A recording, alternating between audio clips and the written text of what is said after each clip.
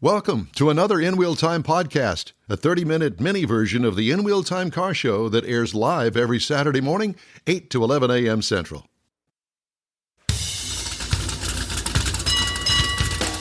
This is the world's favorite place to go to for podcasting and live streaming. It's the In Wheel Time Car Talk Show. Today coming to you from the 28th Annual Keels Wheels Concours d'Elegance at the Lakewood Yacht Club in Seabrook, Texas. Ahead, we got another guest for you from this year's show. Mars has This Week in Auto History. I'll get you caught up on the stories making automotive news headlines, and we're also going to squeeze in my car review, the Infiniti QX60. Howdy, along with Mike out of this world, Mars. We always need more Jeff Seekin. Behind me back. Let me stand up. There you go. Ladies and gentlemen, we always need David Ainsley. More David. I'm Don Armstrong. Glad you could join us today. Thanks so much. We appreciate you. It's a beautiful day. There's no rain currently in the area. The sun is out. Yep. People are streaming in, enjoying these beautiful cars. Oh, Over 200 of them for the 28th Annual Keels Wheels Automotive and Boat in the Water Boat Show. Yep. Time now for this hour's car review. Had a chance to drive the 2024 Infiniti QX60. I have to tell you right up front, this is probably one of my favorite SUVs, luxury SUVs on the market today. Comes in these trim levels: the Pure, the Luxe, the Sensory, and the Autograph. I had the Autograph all-wheel drive. This is considered by your government as a standard SUV. What exactly does that mean, a standard SUV? Well, that's another one of those government terms. Yeah.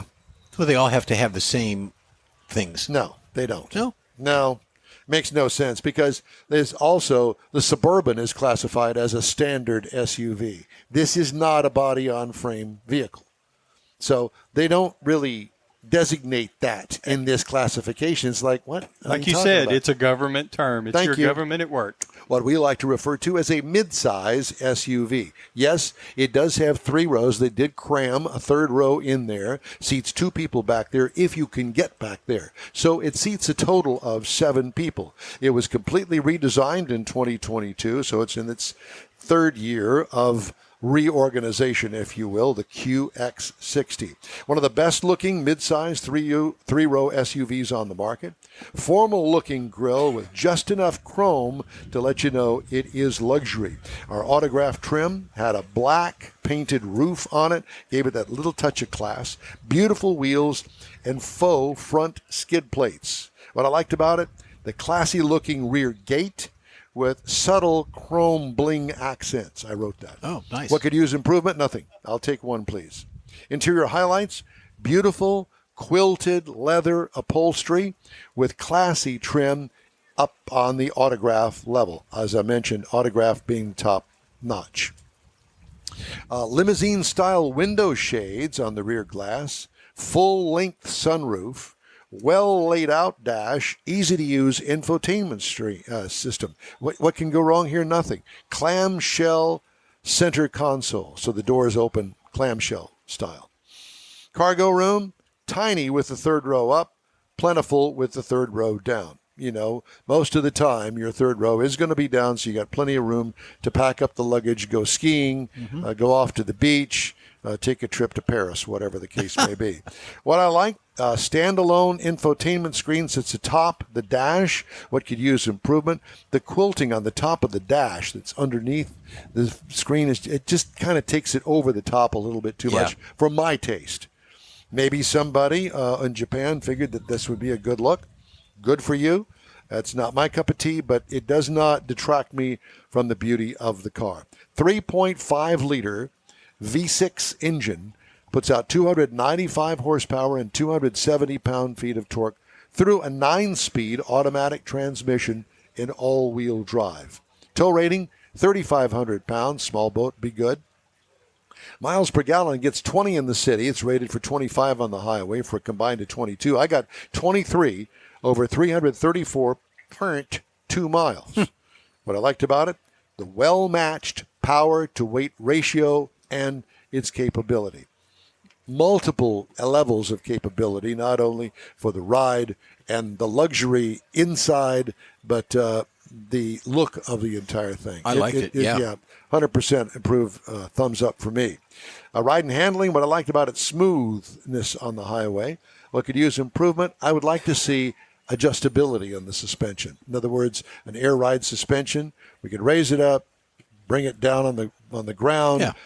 We could adjust the firmness of it, that sort of thing. That would be a bonus. Base trim price, $66,100. Prices tested, $69,240. Now, this is the top of the line with accessories. Base model price, if you just want to get into one of these, which, hey, it'd be worth the $49,650 to do that. Yeah, but the 69 is the autographed edition, correct? Correct. Okay. Yeah. No, 66 is the autograph edition with the add-ons, 69,240. Okay. Competitors to this vehicle in base size and trim, Audi Q7 for 59.5. It fits right into that category. Now, you're going to say, wait a minute, Don, the Kia Telluride is not a luxury SUV. Well, that's going to be your opinion. But I will say that there are many attributes that are they coincide with each other, from the Kia Telluride to the Infiniti QX60. But the price on the Kia Telluride is $35,990. Hello, big difference. I would definitely take a look at that Kia Telluride. Also, the Cadillac XT5. Now you're talking. $43,895, but it only has 2 rows. And that's a base. Yeah. Yeah, that's the base. So that's my review of the 2024 Infiniti QX60. Very nice. I liked it. It was very nice. I liked it. Yeah. I particularly liked the outside of it, and I liked the color. Let me see if I can tell you what the I color. was more interested. The interior is very luxurious, elegant, so to speak. The outside is just the outside to me. I like the color. It's kind of a old school throwback, medium blue, light blue. Yeah, somewhere grayish blue. in there, grayish blue, silver blue, whatever you want to call it. Mm-hmm. But classy vehicle, that's for sure. Really liked it a lot. Mr. Mars is off gallivanting around. Yes, he is. He's looking for confirming our next guest. Guess that.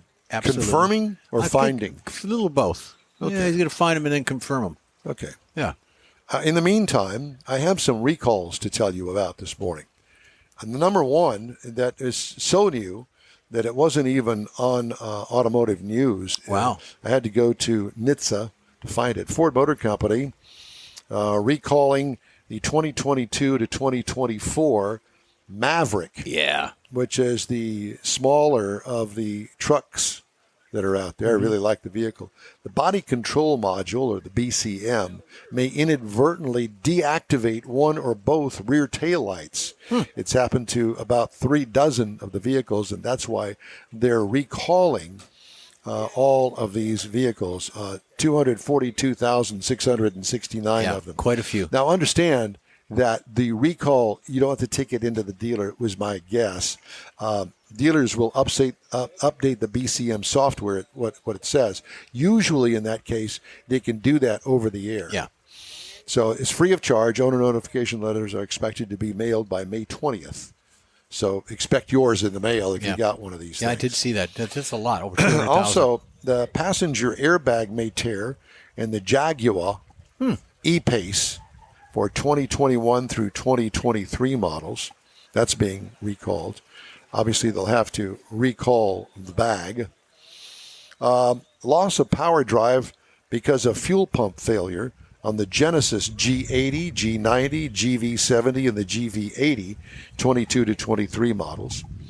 Hyundai Motor of America is recalling the Hyundai Ioniq for 2024 because of improperly tightened differential bolts.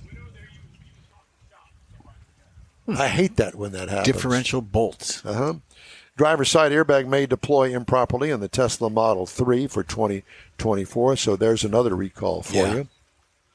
Loss of powering assist on the Kia Sorento for 2024. Airbag inflators may rupture on the BMW 2014 to 2015 models, 228i, 320i, 328d, 328i, 335i, 428i, 435i, M235i, M3, and M4. Do you own a BMW? No, I don't. There's a reason that they call it Break My Wallet. Oh, This one won't cost you anything, but you got to take it in, get in line, go through all the hassle of all of that. The recalls at BMW and Mercedes are absolutely ridiculous. Somebody's over there revving their engine. That's a golf cart. Is that what that is? I think so. Okay. It's one of them fast Well, ones. that's okay if that's a golf cart. I want to see them do a burnout out here in the parking lot. Rear view camera image may not display in the Jeep Grand Cherokee 2022 to 2024. Chrysler has an inoperative electronic stability control system, and the model includes the Ram ProMaster 2021. And finally, Jeep Grand Cherokee for 2023, the rear view camera image may not display. Oh, no. So when you're backing into your parking spot over there at the HEB, be careful and don't crash into Granny's Buick. Well, yeah, you don't want to do that to Granny. No, Granny will get her gun. Granny, get your gun. Where you been, Morris? I've been roaming. Well, good. I hope you brought somebody back for you to talk to. I did. Okay. It's all yours, The guest sir. beat him here. So yeah, he did actually. I passed him in the hall. So this is John Hardin, and he is with Creative Classics and Customs. Now, if you recall, a couple of weeks ago, we talked to his son, whose name I can't remember. Dustin. And so this is John, and he has got this awesome-looking Corvette down there, split window, 63. Which Dustin said you were going to bring. 65. 65. So it's not a split window, Morris. No. 63 is a split window. 65 is another car altogether. They look similar. Well, I was on a drive-by. It was a real fast drive-by, so I'm going to let John tell us all There you go. about Take it away, that. John. Actually, we have our display down here this week. We have 2 trucks, 2 Resto Mod trucks, and 3 Resto Mod cars that we have built. We have a 59 Apache, a 66 Chevrolet Nova, 65 C10. I'm interested in the Nova. Yeah. And a 69 Roadrunner that we just finished up about 3 weeks ago. It's Wow. first time out. And then Dustin's car, my son's car, is 67 Camaro that he's been working on. That's the one he said he was going to bring. There That's you it. go. Yep. And the Corvette that's over here is, it's not a car that we built, but the engine, it's a Resto Mod engine in the car that one of the companies that we work with for mechanical work, performance engines and stuff like that, G-Force Automotive, that's their display car over there. Wow. Very cool. Now, are they the ones that have that engine that's sitting out there? They have the engine set up over there. They joined in with us on the booth for over here, so we've got the engine display, starts up. Yeah, it's on an engine stand. So what kind of engine is that? That is an 6.2 liter LT motor. Yeah. Okay. And it'll start up and crank every once in a while. That must have been yeah. what we were hearing in the thunder a little bit Probably earlier. what you That's what heard. that was. That's what you heard. Yeah. Oh, okay. So Yeah. it's your fault. That's our fault. yeah. He'll take credit. So you're located over in Kima. Kima. Yes, So sir. that's not too far. No, we're about 5 minutes from here, actually. Yeah. Okay. So we've been doing this now for, this is our 19th year in the automotive restoration business. We have an incredible team of body shop technicians. And then we have very good resources for like some of the mechanical work, electrical work, upholstery work that help us build these awesome cars for our customers. Okay. That's good stuff. But you do a lot of it in-house. Yes, most everything is done in-house, yes. How long does it generally take you to start to finish to make a particular project? Not necessarily for the concourse here, but just a project in general. Typically, we run about 9 months to a year, because every car that comes in gets completely disassembled, total. Everything Bagged and tagged and filed and all everything that. is bagged and tagged, stripped. Right. We repair and restore as many original pieces as we can because that fits the car. But yeah, it's so typically 9 months to a year is pretty. And then you've got outlets or avenues you can go to either on the internet or by word of mouth through networking. If you do need a particular part, if you cannot refabricate or restore, then you have to go out and buy. Right. So there are those places that you can do that. Well, so how many restorations do you do versus resto mods? Probably right now it's probably almost about a 60-40 split of 60 being the resto mods, because that's what everybody wants, the old car with the creature modern comforts. technology. Exactly. That's it. I want to drive it every day, but I want it to look like something that's 50 I want years disc old. brakes. I want air conditioning. Electronic ignition, fuel injection. And there's companies out there that'll take a new chassis, frame, motor, tires, wheels, brakes, all the rolling part of it, and then throw like an old school 60s Corvette body on it. And those are cool too. We've actually got two of the vehicles that we have over here. The two trucks, matter of fact, are both on custom-built chassis.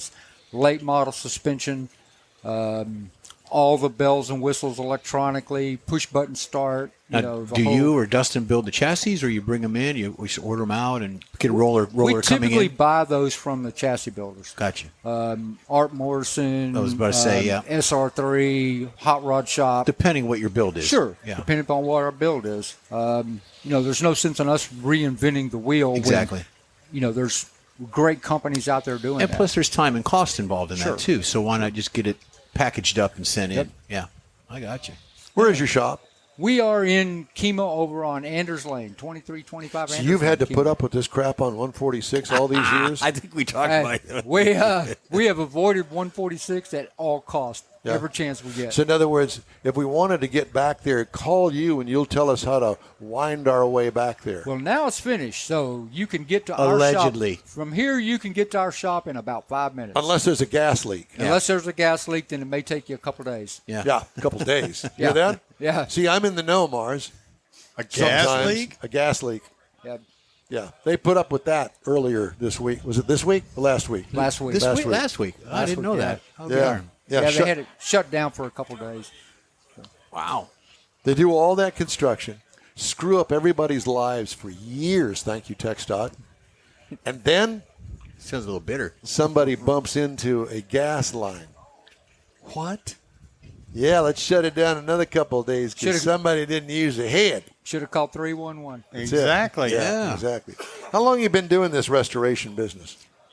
We've actually been doing this for, like I said, this is our 19th year in business. Our total focus on restorations has been for about the last 13, 14 years. So in other words, you kind of got yourself into that. Oh, he did that car, and then somebody else comes in and says, hey, you did that car. Would you do that to mine? And then one thing leads to another, and pretty soon you get pigeonholed into doing this. And that's then the way Dustin it starts started. collecting them. We started out. I partnered up with another gentleman at a collision shop, and I was doing custom airbrush graphics and all that. And one thing led to another, and then we got a restoration car in. We did it, and then we got another and another and another. And we had a shop full of restoration and a shop full of insurance. And it's like, okay, what's more fun, and where are we making a living at? Yeah. So we purposely do not do new car insurance claims, collision work. You won't find any new Toyotas, Lexus, anything like that. Well, there's a there. niche for So- that, too. There's specific body shops for that. Right. The thing we're finding now is that, the body shops don't want to do the cars that are more than about 15 years old. So the classic car restore is, if you look back 20 years, that's the 90s. So if I were to come to you or call you on the phone and say, okay, I'm looking to buy a car, what would it be? Something that is not priced out of this world, that I could maybe do some things myself, but have you do the majority of the stuff. Like, for instance, I want you to restore the body. It's got some, whiskey dinks in it, that sort of thing. And I want to get the body looking good. Now I want to do the upholstery myself. I'm an upholsterer. Mm-hmm. What would be a good vehicle that you would recommend that I get to do that? Would it be a Nova? Seems to me like the price of a Nova these days is really kind of climbing Priceless. and that's a a really good question. An important piece of it when you're doing it like that is finding a car that there are parts out there for. Right. The Novas are coming around where there's a lot of available stuff out there. Obviously Camaros, Mustangs, those kind of top Old of the new hill stock, parts. Yeah. If you don't mind spending a little bit more money for the same thing, go Mopar. But you can restore a Camaro, or a Mustang or something like that for usually considerably less than. So a if I Mopar. wanted an '80s Camaro and I wanted to turn it into a resto mod, I don't want to over horsepower it. I don't want to do the chassis stuff. I want a nice LS engine with say 300 to 400 horsepower. Stick it under the hood. I want a nice looking paint job. I want it to ride nice, which it basically does. Sure.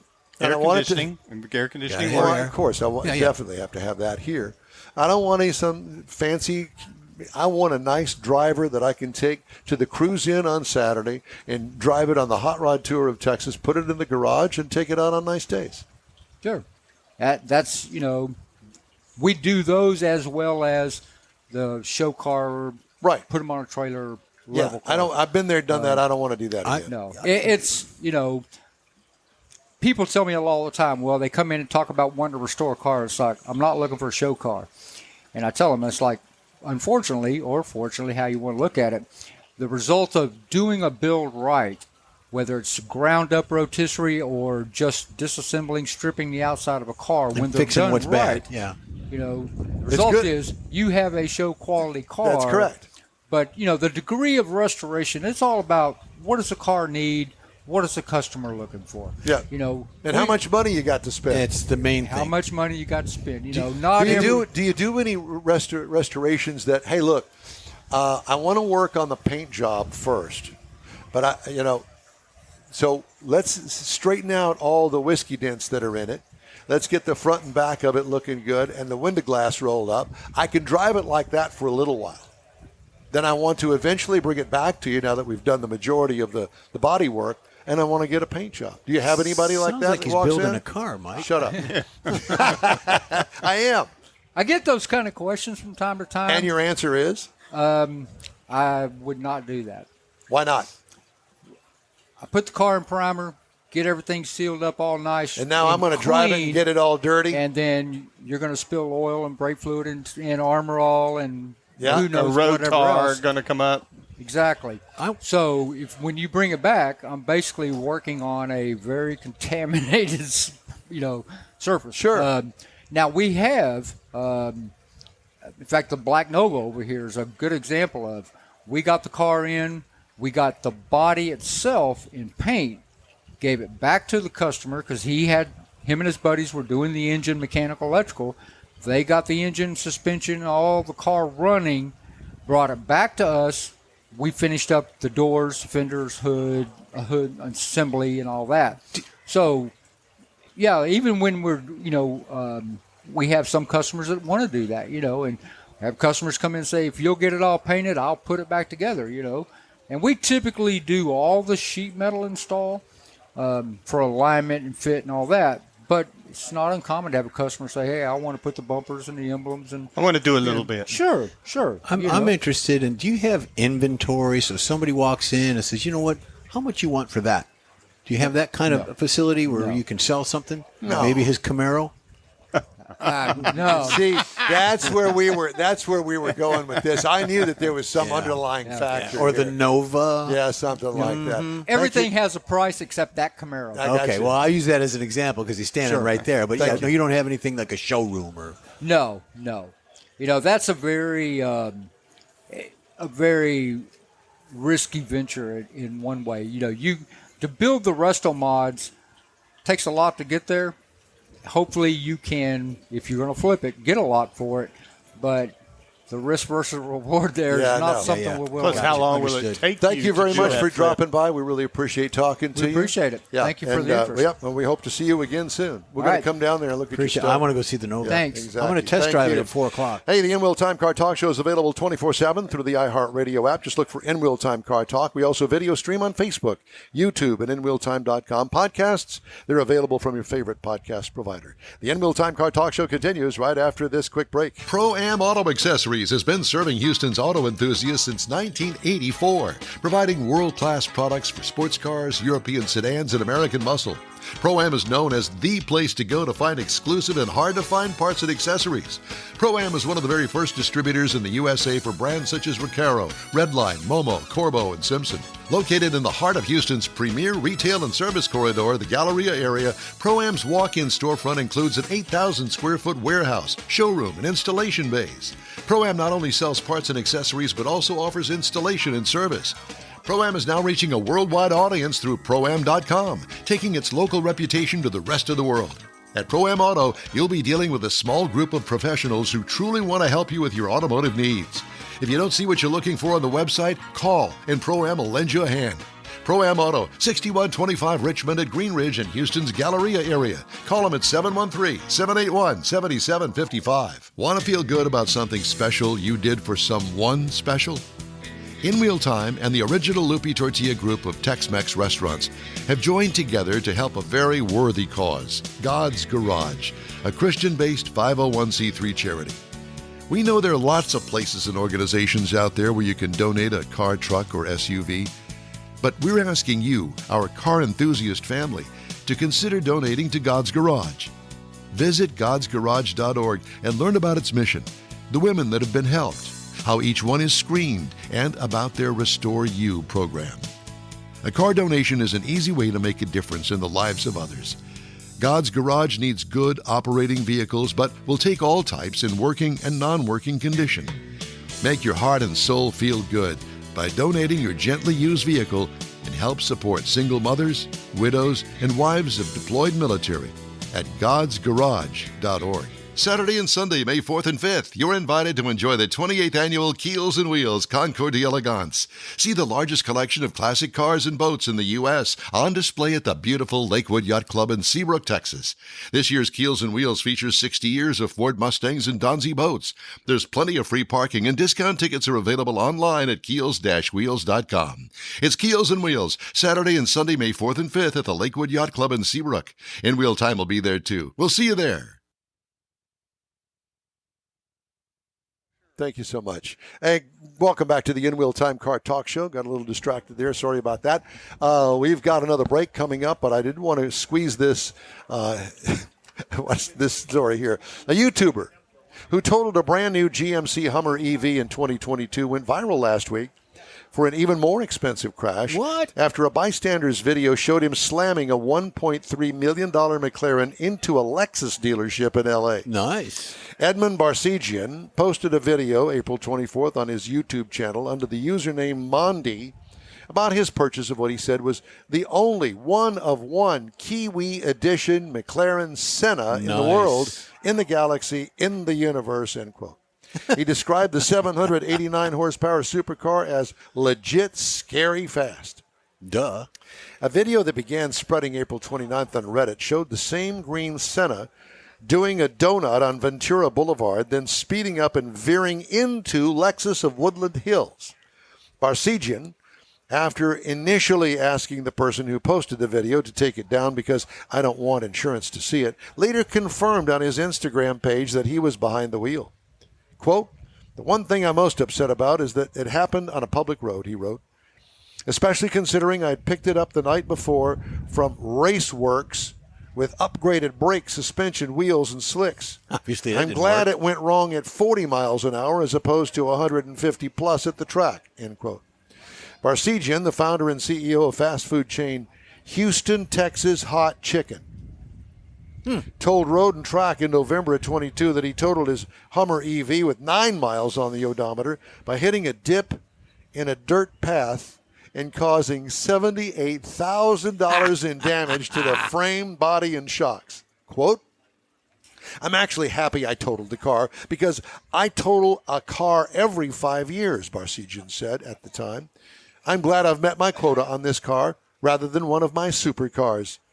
So basically all of my supercars are safe for the next 5 years. Let me give my insurance agent's name and maybe get a cut of that. Way to go, moron. Mm-hmm. There you go. All right. Time now for another quick break. You're on the N-Wheel Time Car Talk Show, coming to you live today from Keels and Wheels. We're streaming and podcasting around the planet. Look for us on your favorite podcast provider. The original group of Lupi Tortilla restaurants will have you telling your family and friends just what the original recipes mean when it comes to the best fajitas in Southeast Texas. Founder Stan Holt invites you to visit the original Lupi Tortilla near I-10 and Highway 6. Here's the original house that inspired the design of all the rest and the original charm that helped make Lupi Tortilla the go-to destination for Houston Tex-Mex. Speaking of original, nothing can compete with the original lime pepper marinade that everyone will agree makes Lupi Tortilla award-winning beef fajitas the best anywhere. Lupi Tortilla Katy is another location that gives you the same quality and service Houstonians have come to expect at Lupi's. It's located just off I-10 and the Grand Parkway at Kingsland Boulevard in Katy. Find yourself in Aggie Land? Head to the Lupi Tortilla in College Station, located just around the corner from Kyle Field. It's a great place to enjoy those famous frozen margaritas before or after the game. Headed east to Louisiana, stop in at the Lupi Tortilla in Beaumont. It too's on I-10. You can't miss it. The original group of Lupi Tortilla restaurants invites you in for the best Tex-Mex anywhere. Gulf Coast Auto Shield is having another car social Saturday morning, May 18th from 8 to 11. It's a car cruise-in like no other. Expect Ferraris, Lamborghinis, Corvettes, and the featured brand Porsche. Get social at this special cruise-in event. You'll also see Gulf Coast Auto Shield's private workshop and learn about their many products and services. Questions are welcomed. Gulf Coast Auto Shield is easy to get to at 11275 South Sam Houston Tollway near West Airport Boulevard, just south of the Southwest Freeway. The Car Social featuring Porsche takes place Saturday morning, May 18th from 8 to 11. Tell your friends, and no matter what car you have, bring it and enjoy this rare opportunity to see some of Houston's finest rides. In Wheel Time will bring its Car Talk show there too, so join us for another Car Social at Gulf Coast Auto Shield, Saturday morning, May 18th, 8 to 11 at 11275 South Sam Houston Tollway, just south of the Southwest Freeway. Visit gcautoshield.com to see the show flyer for more details. That's it for this podcast episode of the In-Wheel Time Car Show. I'm Don Armstrong, inviting you to join us for our live show every Saturday morning, 8 to 11 a.m. Central on Facebook, YouTube, Twitch, and our InWheelTime.com website. Podcasts are available on Apple Podcasts, Spotify, Stitcher, iHeart Podcast, Podcast Addict, TuneIn, Pandora, and Amazon Music. Keep listening, and we'll see you soon.